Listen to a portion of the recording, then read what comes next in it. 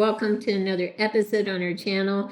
We've been kind of sidetracked because of some water damage in our house. Some drywall has been taken out, some carpeting has been pulled up, some hardwood flooring has been taken up. So we are in a lot of disarray right now, and all I can say is thank goodness we had a few episodes pre-recorded that were primarily unboxings, and I typically prefer to do customizing. So, but that got us through the hump, so to speak.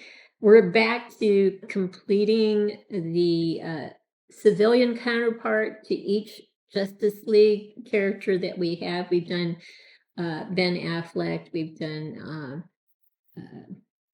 Henry Cavill, Jason Momoa, Ezra Miller, and now we are going to be doing Gal Gadot. So we'll pause right now and I will start putting her together. We are back, and I wanted to consciously put all the Justice League figures into more cold weather clothing. Because Ben Affleck came that way with a coat and goggles and so forth. So just keeping them fairly similar across the board. So with Gal Gadot, I was going to use this body because I would be clothing her completely, so you wouldn't see the joints. And that's the beauty about these things. These are more economically priced, but if you're not going to see the joints, this is the body to use.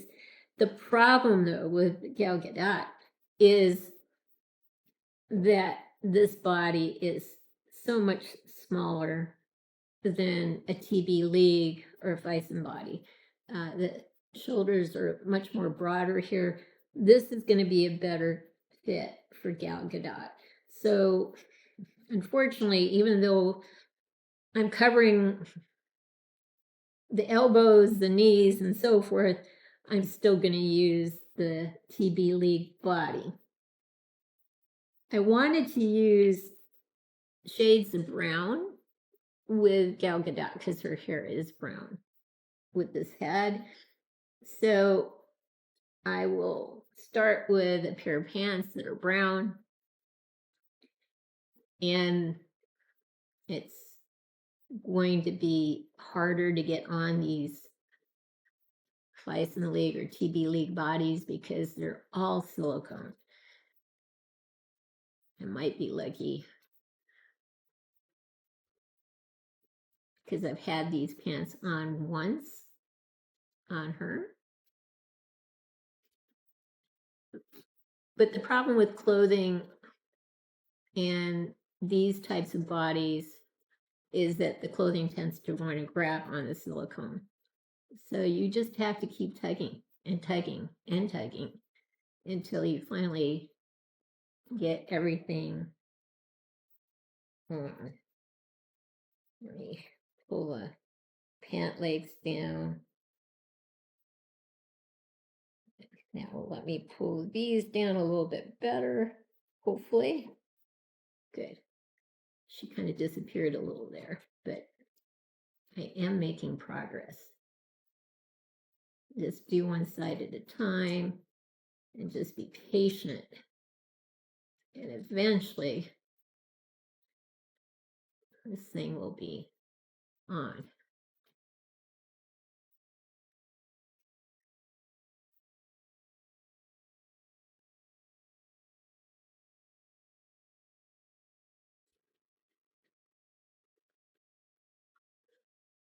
I don't want to quite put her head on the table.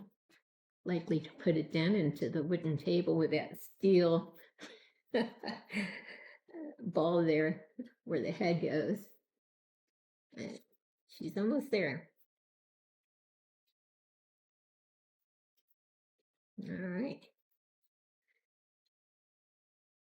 So she at least has the pants on. There. I'm going to use a brown shirt, but this is one that snaps all the way up to the top. I'm not going to snap it shut. Just going to leave it open at the top. So I'm going to take an X-Acto knife and actually get rid of these fasteners because they will not look very nice against the body.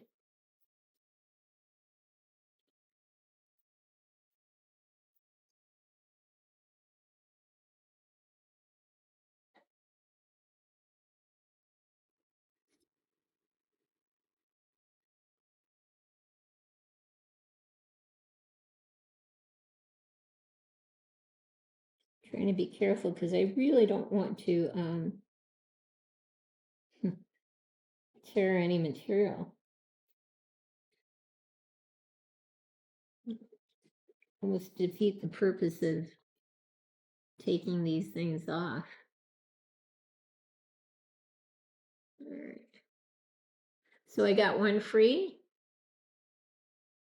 And we'll pause now. I'll get the rest off so I don't waste your time in terms of watching me do this. And we will be right back. We are back and I've gotten all 4 pieces off. So it looks so much better. I'm not going to be using the snap, so why even have them on her?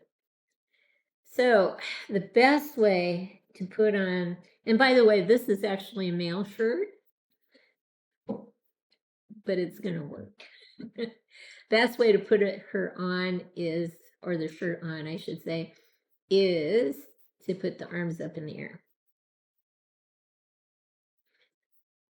And we will do this. And again, it just will want to grab because the silicone just has that kind of texture. So let me see if I can just work the arms down. The problem with these shirts, you have to pull them on, and getting them over the shoulder can sometimes be very, shall I say, challenging.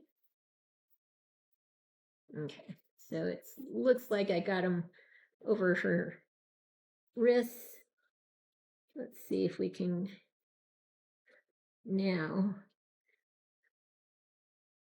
get it over the shoulder. I'm trying to push the shoulder in. With these bodies, there's a little more give this way, and so you can kind of get away with that.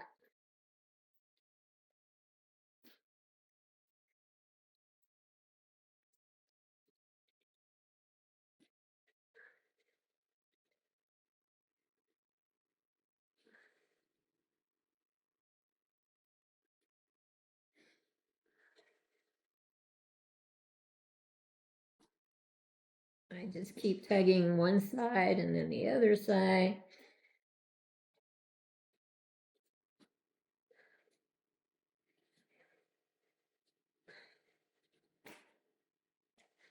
And just hope nothing rips.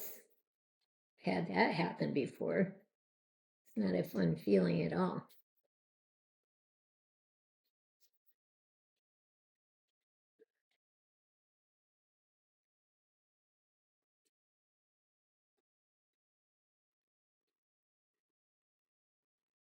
All right. So we have the shirt on.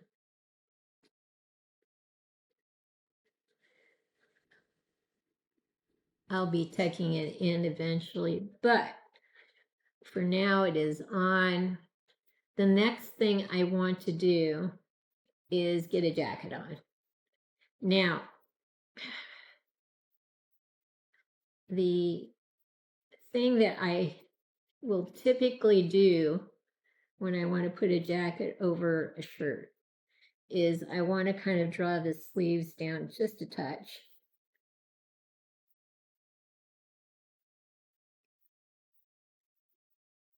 And then I want to take some basically strong tape, packing tape.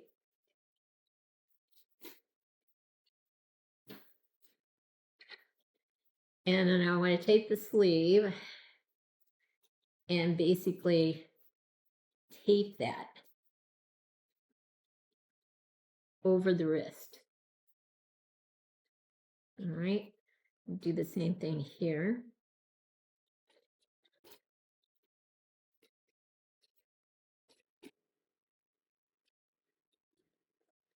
And you learn these tricks after you do this after a while, but the reality is if you don't do this, chances are strong that when you put the jacket on, this sleeve is going to pull up and get bunched up in the sleeve here. We want to try to avoid that by doing this. So, and this is actually a man's jacket as well, but I kind of like the long sleeved look on her, and I can shape it so it looks pretty decent on her.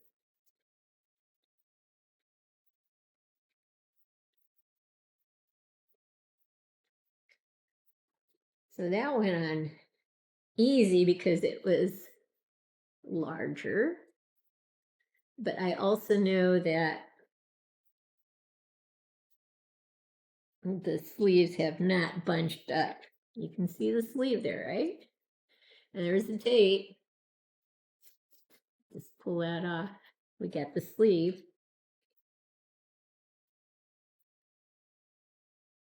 Nothing's bunched up. On this side, we'll do the same thing. There's the sleeve, there's the tape.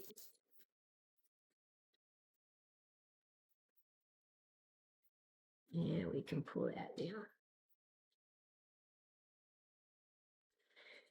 So what I imagine with how I want her to look is that her fingers will barely be showing. And I kind of want her positioned a little like this, or we'll figure it out.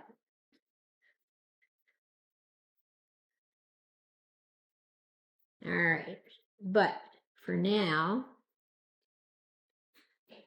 let me pause so I can get some hot water and I can put the hands on. We'll be right back. She's starting to look really good. I like the browns and the green combination. I'm going to use black gloved hands on her. So I have an open hand here and like a trigger finger here. Although she's not going to be using a gun or anything like that. But hot water is your friend. So I'm going to let that soak for a second and we'll get that hand on. I won't do both hands. You'll get the idea. It should work easily if the water is hot enough. Otherwise, it's kind of a struggle. Oh my God, there it is. There it is. And then I intend to have the sleeve kind of down a bit so that it's like barely, the fingers are barely showing. Sorry about my cat in the background. Anyway, we'll get the other hand on and then we'll get her on a stand and put her feet on. So we'll be right back. Actually, I might just do that. She already has, connectors here that can go into the shoes. So that won't be difficult. It's just like putting a hand on. So we'll be right back with her having both hands on and her shoes on.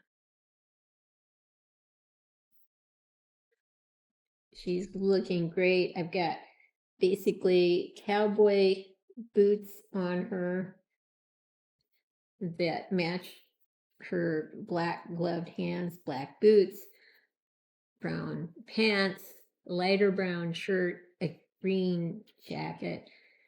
I do need to get this attachment on the ball up here so her head can stay nicely on the figure. So let's warm that up. And hopefully that'll go on very easily.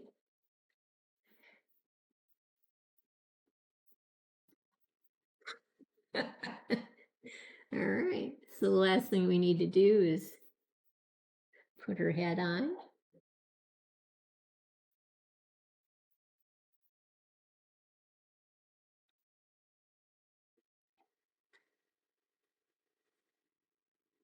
Oh my gosh.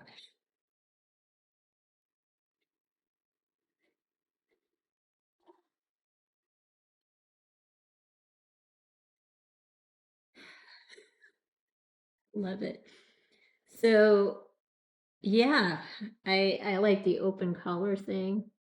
It's not the most perfect match. The color of the neck. Oh, her head went down a little bit. I want to kind of keep it up because I think she has a longer neck. So I might stuff something in there to kind of keep it up a bit more. But she looks great. So we will accessorize her in the next episode, create a custom stand for her. And as we've tried to do with our Justice League characters, do something different in that respect. So in that episode, we'll get closer shots of her and in a tight close-up of her face as well. So I hope you've enjoyed what you've seen. If you have, consider giving us a thumbs up and subscribing to our channel. In the meantime, everyone, please have a great day.